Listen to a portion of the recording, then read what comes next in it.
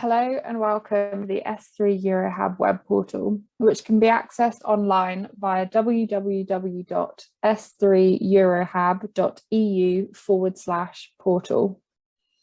Today, I'll be taking you through a few of the features that are available on the site.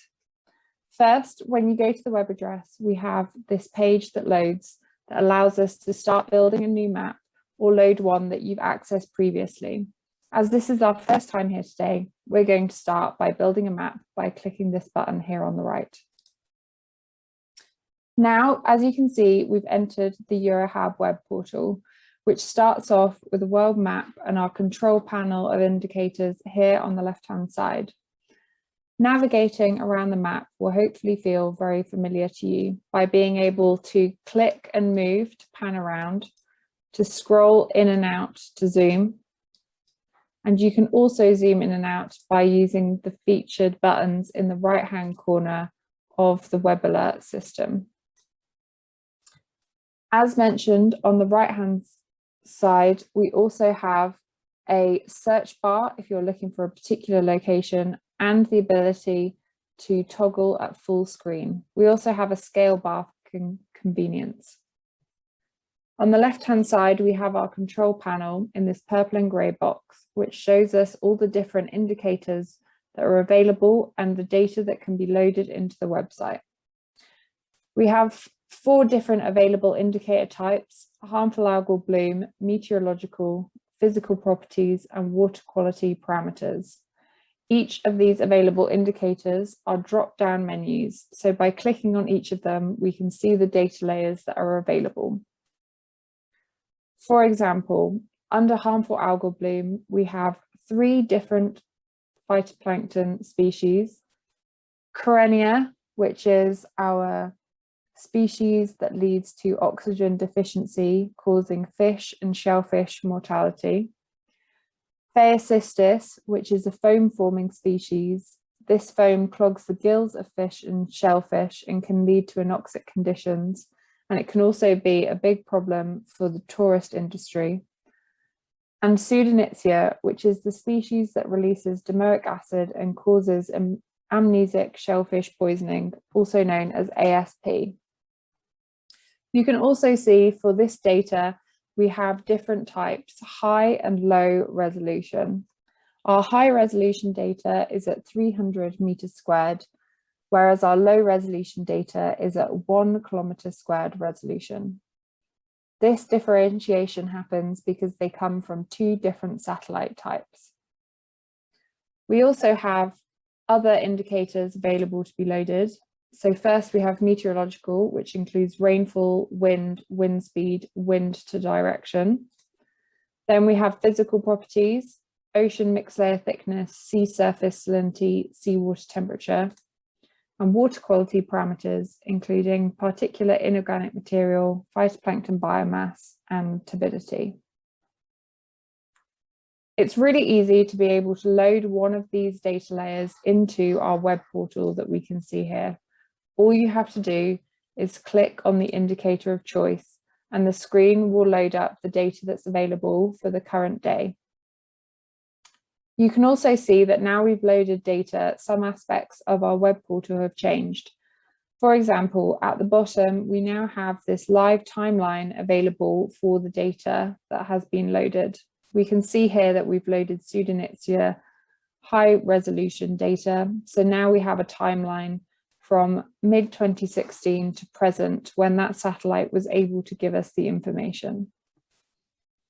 To be able to look at different time periods, we have several options to use in the portal. If we're just wanting to move by a few days, we can use these left and right arrow buttons, or you can use the left and right arrow keys on your keyboard. This will allow us to take day-by-day steps through the data and load through. We can also click anywhere in the purple section of the timeline bar, as this indicates to us where there's data available.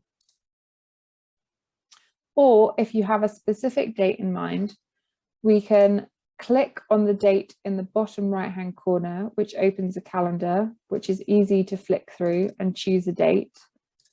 Or you can just type in a known date in the same format that it's presented in and hit go. So here you have it, nice and easy. You can see that our Pseudo-nitzschia high resolution data has loaded for the date that we were interested in. Our control panel also naturally changes when data is loaded into the portal, as it now produces a new layers tab, which is giving us information about the data that we have loaded onto our base map. We have a color bar, which gives us the scale range for the data that is loaded, indicator type, who provided the data, where the sensor came from, the bounding box of the data, etc. As the data is presented, this might be in a format that you quite like. However, on our layer settings tab, we have many ways to be able to adjust the way that we see the data on the web portal. To begin with, we can change the scale of the color bar by setting a new minimum and maximum value. So for example, we might want to be only interested in harmful algal bloom risks between 0.5 and 1. When we click off, an apply changes bar appears, which will slowly load by itself, or will make the change instantly if we click on apply changes. As you can see, a lot of our map has now turned to black, and this is because many of our data points are below 0.5. This might not be as attractive as you want it to be, so we can also do things like change our below minimum color value. At the minute, it's set to default, which is black, but you might, for example, want to make it transparent. Let's do that now. That made the image a little bit clearer, and we can now start to pick out where there were hotspots of harmful algal risk activity on this date. You can change lots of different things. You can also change the layer style. There's lots of different color bar types in here. Let's select one now. And by applying the change, you can see that our scale bar here has changed color, and so has the harmful algal bloom data on the map. You can play around with this as much as you like, and if you decide that you like the original settings the most, it's easy to go back just by hitting the reset button found here on the layer settings. Now you can see that our web portal data has gone back to how we originally loaded it in. Another way to do this, if you get completely stuck, is on the right hand side of our layer, we have the remove button. If we click this, our data layer is removed. The control panel takes us straight back to the indicators page, and we can start from scratch all over again by picking the data that we want and making sure that we've got the date that we're interested in.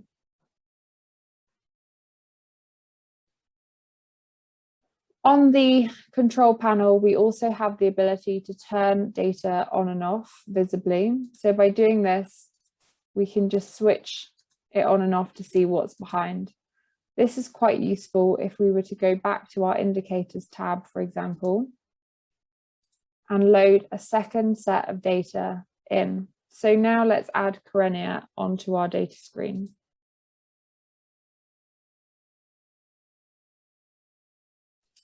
Okay, now you can see that in our layers tab, we have two types of data loaded. The first one here is Karenia, high resolution risk, and the second one here is Pseudo-nitzschia, high resolution risk. Because Karenia is stacked on top of Pseudo-nitzschia in this layers folder, that means that the Karenia is shown on top of Pseudo-nitzschia in this web portal. So we can use the visibility tab to quickly turn off Karenia and see what's happening with Pseudo-nitzschia below, and easily flick between the two. This is nice if you want to try and pick up on patterns between two different data layers. But for now, let's just stick with Pseudo-nitzschia to keep it nice and easy. The next thing we can do once we've got data loaded into the web portal is change the background map that we have displayed. We can do this by in the top of the control panel, there is a tab called Display Settings shown here. As you can see, by default, OpenStreetMap is our background map by default. But there are plenty of other different options for you to try. So for example, if you want something that is a bit plainer and easier to judge data against, you might want to try EOX, which is also on a slightly different projection to OpenStreetMaps. Again, we just click this and the data will change in the web alert system to reflect what you've chosen. We can also turn on country border lines by using black outlines, for example. We can turn on latitude, longitude grids. And for some maps, we get two different options for what projection we want this to be displayed in. I'm just going to pop us back now to OpenStreetMaps like we had at the beginning.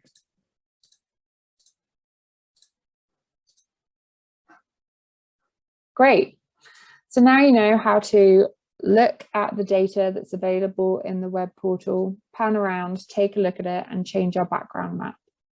Now, the next thing that we might want to do is take a little bit more of a look at the data that we have in our layers tab. We can do this by using the layer analysis button found here. By clicking on this, we get a new section of our control panel called analysis. You can perform analysis over the whole of the S-3 EUROHAB region in the English Channel. However, data processing will take a long time. So as an example, I'm going to focus this time on a smaller area. For you, this might be an area of interest. What you can do is we can select the draw a polygon or draw an irregular polygon if you don't have a boxed region in mind, to be able to draw a region of interest on our map.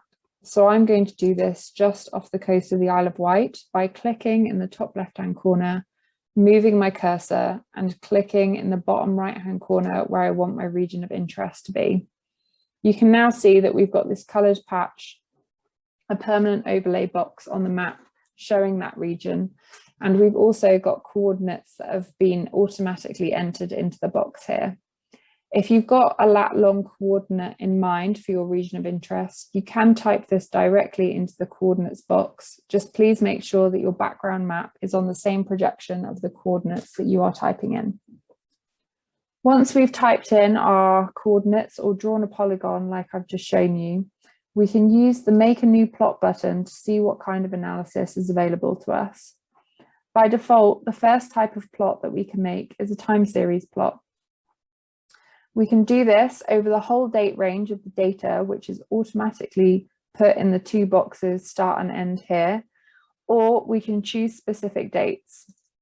So I am going to type in a date range that is of interest to me.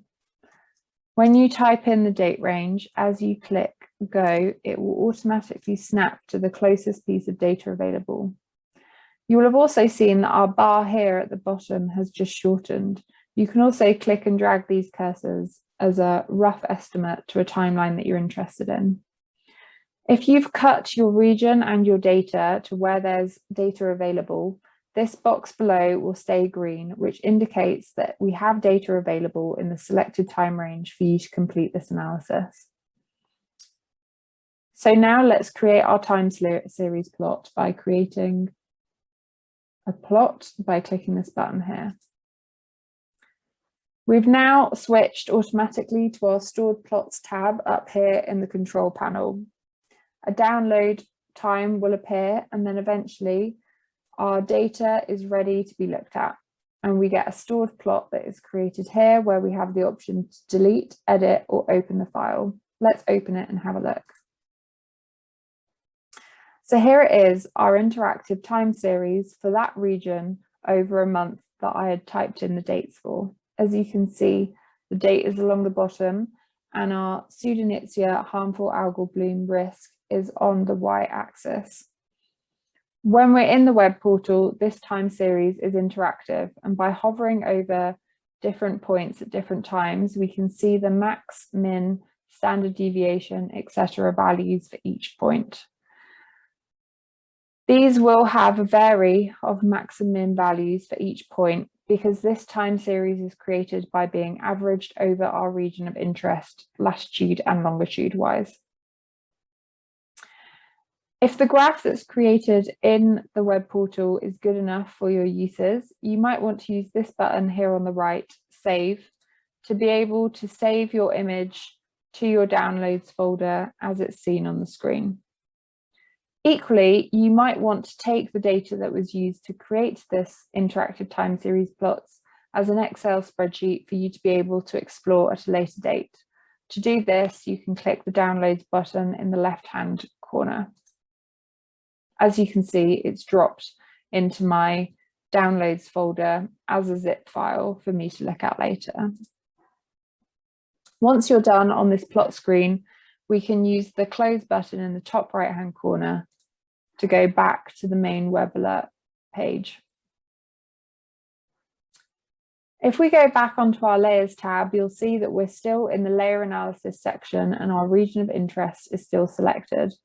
So now we might want to make another time series plot, but for a different timeline.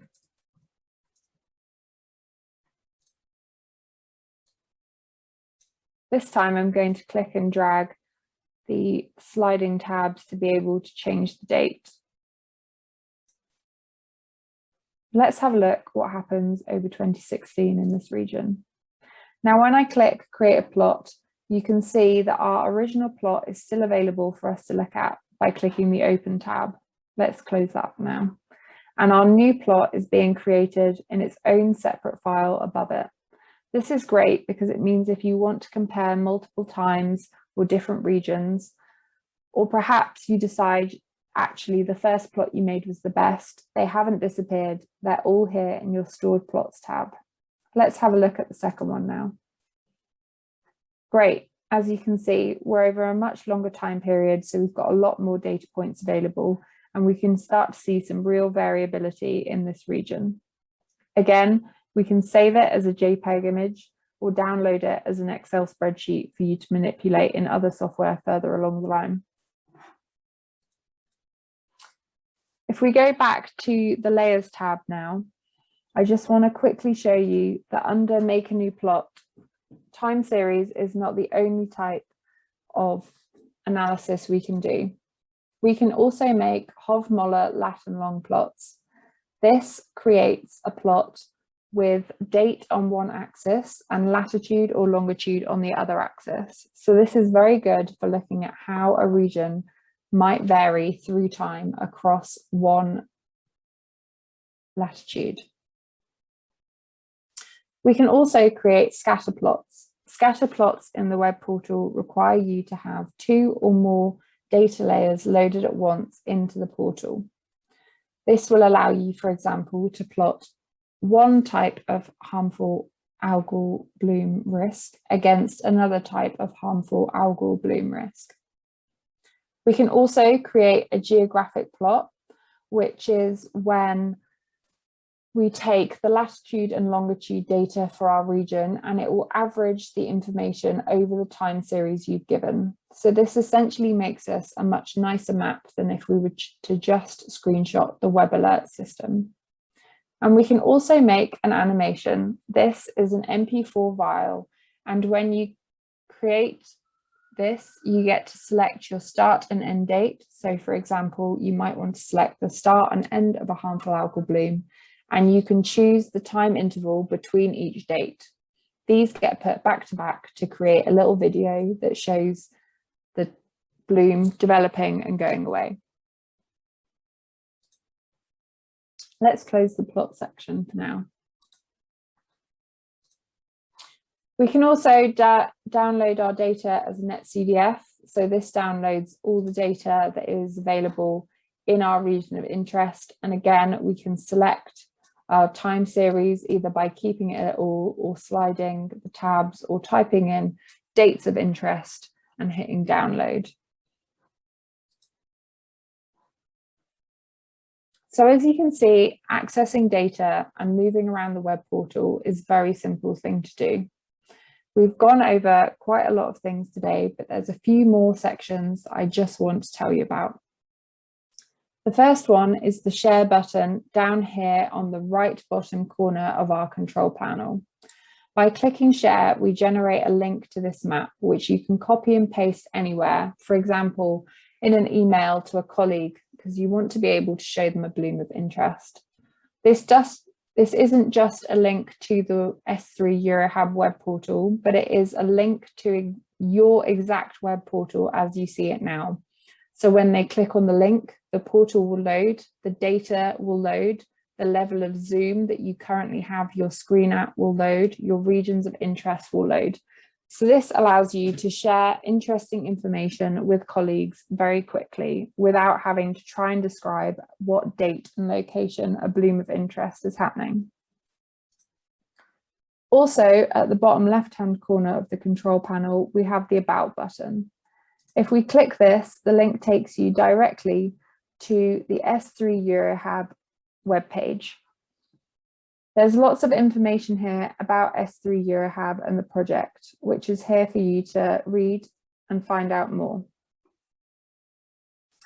If we scroll down to the users section, which is you, there is a tab here called the Web Alert System.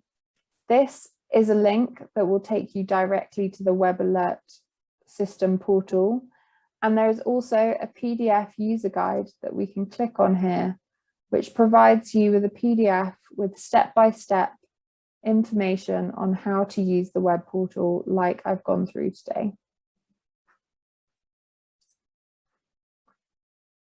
So there you have it, the S-3 EUROHAB web portal, simple to use and full of great information that will be of use to you and your stakeholders. Thank you for watching.